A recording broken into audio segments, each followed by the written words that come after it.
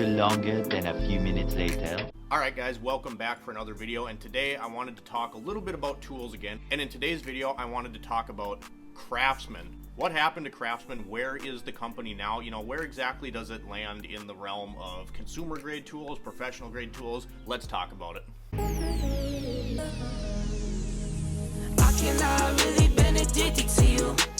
All of my attention I've been giving to you. So at least here in the United States, Craftsman has been a brand that everyone has recognized for a really good time. And admittedly, back in the days of Sears, and I'm talking very old Sears, they made really, really good tools. In recent years, there's been a lot of confusion and trading of hands of sorts. As everyone knows, Kmart, Sears, it completely died. There is no more Sears anymore, and there was this giant uproar that people seem to have about, you know, where am I going to warranty my Craftsman tools? Where am I going to buy Craftsman tools? And my opinion was always calm down, you know, like I assume that the quality is going to go down, and we'll get into that in a minute because it definitely did. But I knew someone was going to pick up the brand Craftsman, right? And at least here in the States, a lot of brands over the years we've seen decline, unfortunately. So the owner of Craftsman now is Stanley Black & Decker. And Black & Decker is a perfect example. Black & Decker used to make really high quality tools and really high quality appliances. That hasn't been the case for many, many years, but with the changing of hands of ownership of Craftsman tools, what does that mean for the brand? And really, yes, I believe the quality went down, but the Craftsman line of tools has not been the same for many, many years.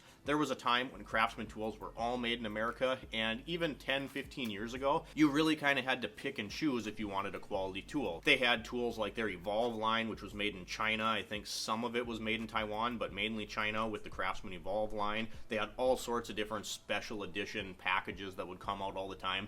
And at the end of the day, Craftsman is a consumer grade tool. There's no ifs, ands, or buts about it. Are some of the tools on par with Snap-on, Mac? You know, I wouldn't say quite that good, but yeah, some of them are close. But I would say that Craftsman has really been a confusing company in the last about 20 years, and I bring that to you because, so they have their professional line of tools. Craftsman has a line of tools called Craftsman Professional, and they were geared towards a professional technician. Now, are the Craftsman Professional tools just as good as Snap-on or Mac? In my opinion, absolutely not. But you're also not paying that money. Where it gets confusing is you have your normal consumer grade tools, and then Craftsman has their professional line, but in between there is like this whole line of ratchets, wrenches, sockets that are all different, you know, whether it's a different head design, a different color, a different finish, different casting methods, and you really don't know what you're getting. So you really have to pay attention to where these tools are manufactured. And you can see right here, I got this breaker bar. When I was working on this VW, I snapped 3 breaker bars, and all of them were cheap Chinese breaker bars. Now, I could have used my Snap-on one, and I probably honestly should have. I didn't want to break it, even though it's lifetime warranted, because now that I'm working for myself, it's more of a hassle for me to go find the dealer and go find the truck, because I don't have any commercial accounts set up like that yet. So I don't have anyone that stops by. I would physically have to go out and meet up with the Snap-on guy. I didn't want to do it.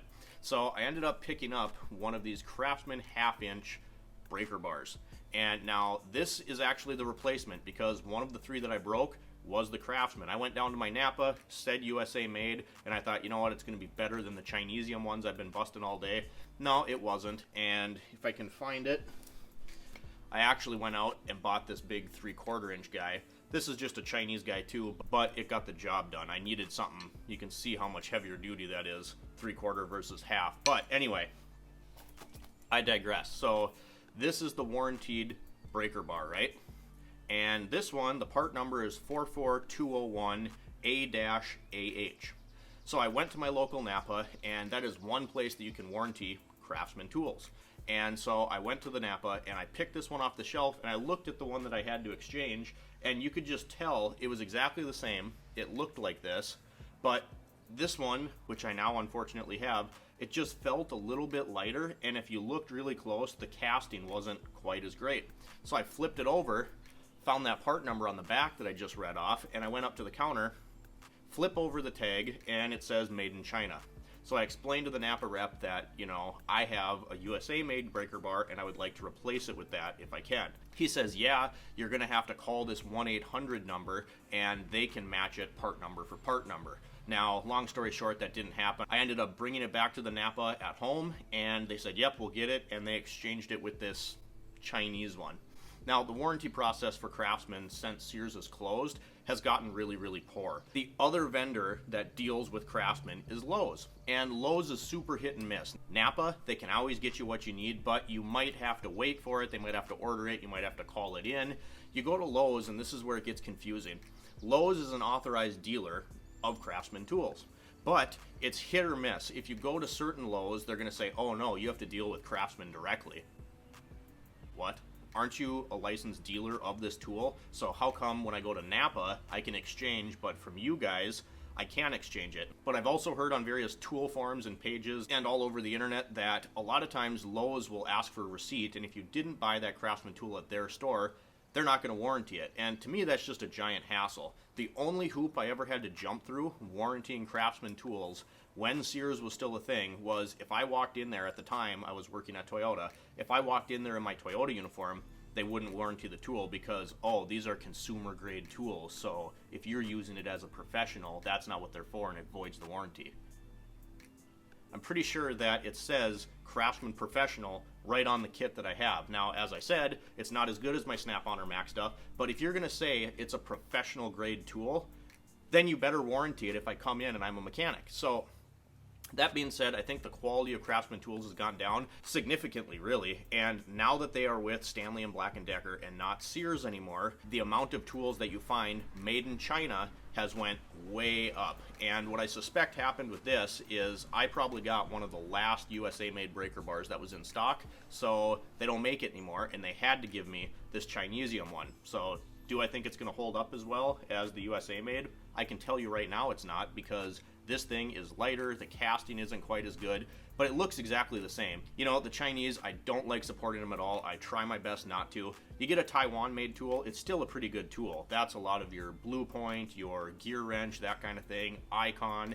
Those are good tools. Taiwan makes decent tools. But to get something that was once a US staple brand, and now all of a sudden it's junk and it's all made in China, I don't even think you can really consider Craftsman, you know, the premium consumer brand that you used to be able to claim that they were. Last summer, I was helping my neighbor work on his Polaris razor, and I had his 3/8 Craftsman ratchet, and I finger tightened the plastic cover.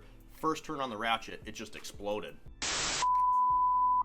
So we ended up taking it to Napa, and the guy said, I've warranted like 27 of these, and everyone has the same problem. We don't know what the deal is. And I was talking to him when I went to warranty this breaker bar, and he said, you know, they've had so many complaints about Craftsman tools now that they're actually talking about bringing Craftsman back to the US, which I think would be a great thing.